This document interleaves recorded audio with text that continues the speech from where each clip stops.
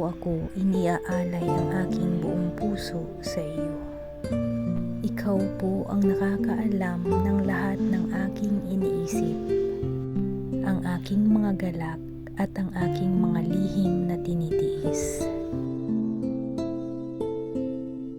Maraming salamat sa iyong walang hanggang pagmamahal at awa na laging bago bawat umaga.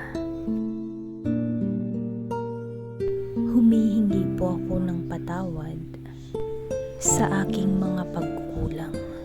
Gabayan mo po ang aking mga hakbang at ingatan mo ang aking mga mahal sa buhay. Sa iyo ko po ipinauubaya ang aking bukas.